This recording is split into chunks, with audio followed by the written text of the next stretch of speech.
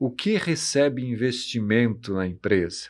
O que recebe investimentos? Sim. Pode estar na lista de valores, valorizamos as pessoas, cuidamos das pessoas, mas o investimento em pessoas, em formar, em cuidar e dar boas condições de trabalho é mínimo.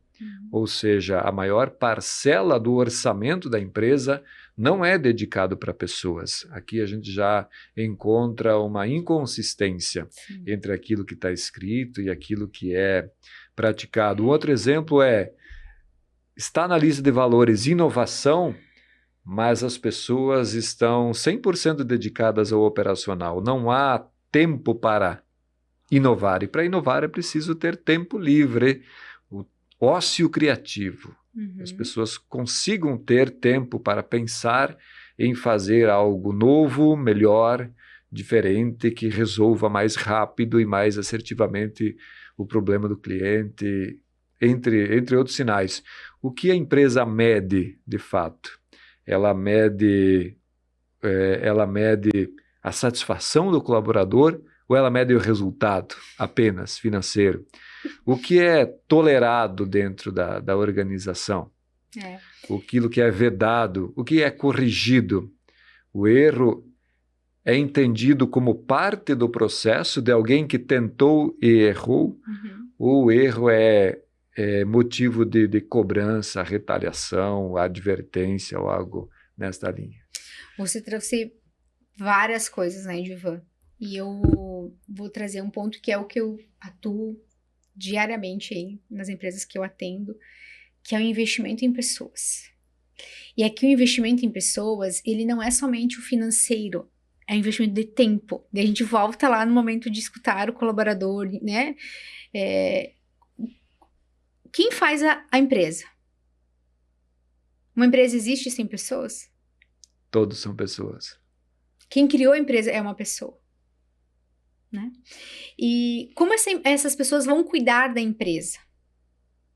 Elas também precisam ser cuidadas, né? Ensinadas, né? Valorizadas, reconhecidas.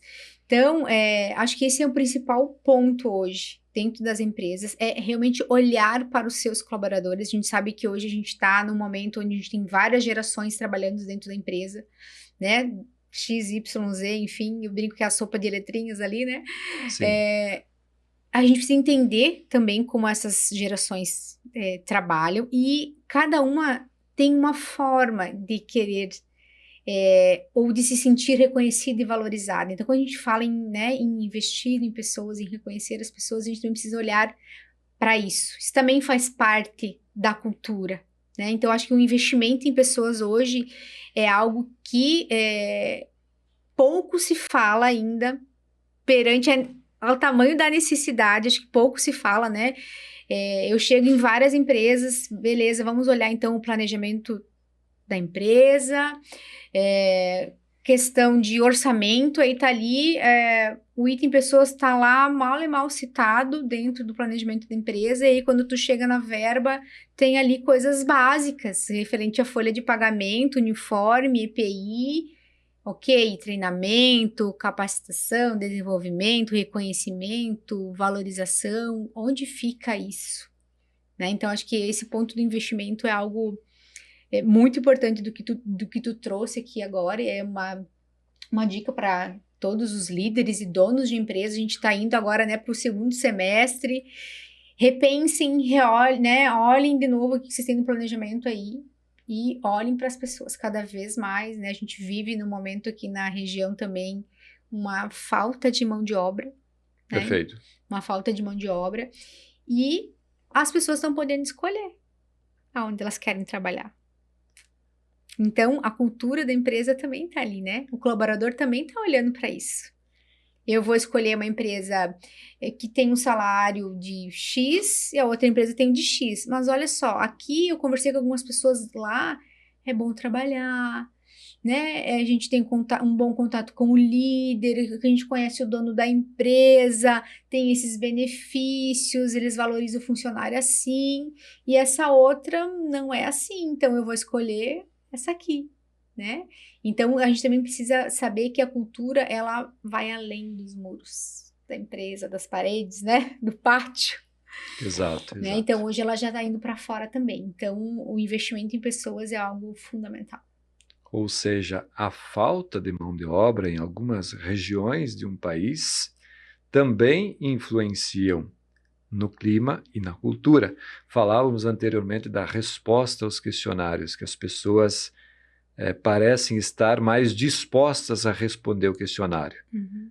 A abundância de possibilidades talvez interfira nesta vontade de responder. Afinal, eu vou falar aquilo que eu sinto verdadeiramente. Uhum. É isso, esse é o meu pensamento, esse é o meu jeito de ver as coisas. Afinal, se para a liderança aquele jeito não encaixa com o perfil dela, e se nós entendermos que não podemos trabalhar no mesmo local, eu tenho outras alternativas. Sim. Isso dá mais liberdade.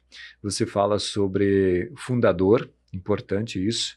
O Brasil é preponderantemente formado por empresas familiares. Sim.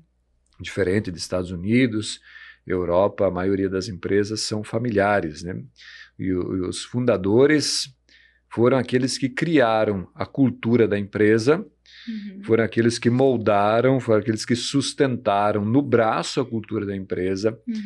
E numa época distinta do que nós temos agora.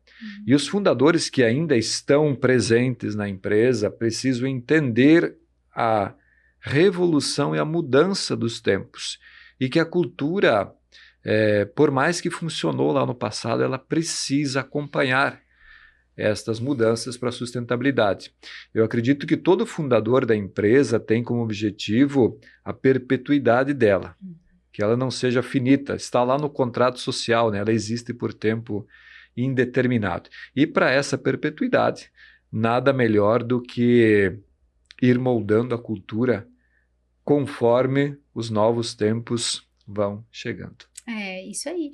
E eu vejo que essas empresas, né, esses fundadores que estão com essa visão que precisamos nos adaptar, precisamos mudar, precisamos evoluir, eles estão sofrendo menos, com falta de mão de obra, retenção de pessoas, né? E esses que estão mais relutantes, que não, sempre foi assim, vamos continuar assim, se eu cheguei até aqui foi por isso, eles estão tendo mais dificuldade.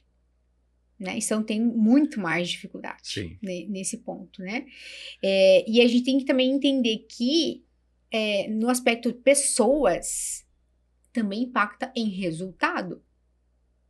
Sem sombra de dúvidas. Né?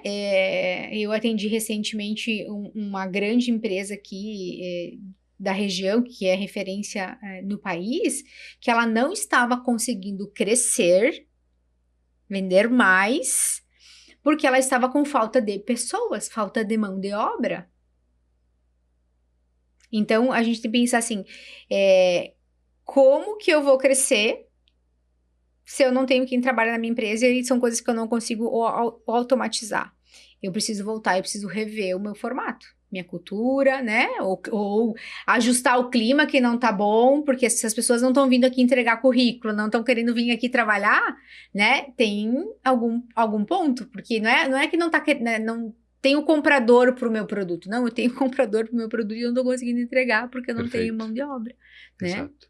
Então, acho que hoje também tem esse grande desafio para os fundadores, para os empresários, que eu entendo eles também, né? Eles criaram, né? Os valores vêm da família, né? Muitas vezes os valores já vieram da família dele, né?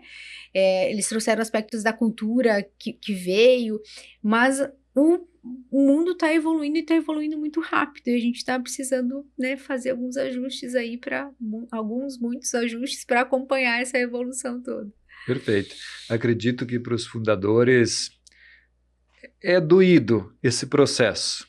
Eu consigo me colocar no lugar, mas, como bem mencionou, aceitar esta lógica de que as coisas mudam, a tecnologia ela já revolucionou e vai continuar revolucionando. A inteligência artificial, algumas lideranças ainda relutam no uso da inteligência artificial, mas ela vem para ajudar a melhorar a performance, a produtividade, acelerar. O home office, a gente entende que algumas culturas aceitam, outras não aceitam, desde procedimentos simples como aceitar a assinatura digital em relação à assinatura na caneta, A assinatura flexibilidade de física. horário, que nem todo mundo precisa chegar e sair no mesmo horário, ter o mesmo momento de horário de Perfeito. almoço. Perfeito, perfeito. A Exatamente. rigorosidade de Verdade. horários, exatamente. O microgerenciamento que se fazia muito no passado, né? Muito controle, controle, controle. Hoje as pessoas têm uma certa relutância contra um excesso de controle, né? Se preza muito pela confiança. E confiança vem de convivência. Então, os líderes precisam construir essa confiança e permitir que as pessoas façam aquilo que elas sabem fazer. E para fechar, me fez lembrar esse nosso bloco sobre Simon Sinek, que diz que todos são pessoas. Os colaboradores, os fundadores, os líderes, os clientes, os fornecedores, os parceiros. Ou seja, se nós não entendermos de pessoas, e está tudo bem a gente não entender em determinado momento, mas precisamos buscar essa compreensão, esse lidar com gente. Se a gente não fizer isso, os nossos resultados serão comprometidos. Eu diria só, Diva, que o assunto pessoas, ele precisa estar mais nas pautas dos momentos de decisões da empresa. Né? Que não olhar somente para o número, para a estratégia, mas ter as pessoas ali, né? Então, quando a gente vai planejar o ano, tem que ter o assunto das pessoas. Quando a gente vai tomar uma decisão, vamos olhar para o item pessoas. Acho que a palavra, né, pessoas, colaboradores, a parte humana da empresa, que eu sempre falo que o principal capital de uma empresa é o capital humano, ele precisa estar mais na mesa. Exato, perfeitamente. Alguns indicadores mais comuns na pauta da alta administração é quanto nós faturamos, quanto nós gastamos, qual foi o nível de despesas, quanto sobrou de resultado, mas o INPS, o nível de satisfação interno, que é diretamente responsável por faturamento, despesas e resultados. Será que esse não devia estar entre os 5 indicadores mais utilizados, mais visualizados pelas empresas? Com certeza. Que é exato. Tu acabou de resumir, né? Se a empresa não está entregando, por que ela não está entregando? Né? Será que é a equipe? É a equipe que não está recebendo a informação sobre o produto, né? Quando a gente entra ali na parte da comunicação, não está recebendo a informação do produto, não entendeu a estratégia da empresa, ele estava esperando uma campanha, né? Um incentivo aí para, né, vender mais. Qual é o aspecto? Ou eles estão insatisfeitos com algum outro ponto né? Às vezes o refeitório que eles almoçam todo dia está incomodando eles porque está precisando de uma manutenção e não está sendo feito, e eles não estão felizes e eles não colocam a energia toda que eles colocavam antes nas vendas, né? Exato. São possibilidades. Uma insatisfação com o líder não está dando atenção, o líder não engaja, não acolhe, não ouve, não escuta.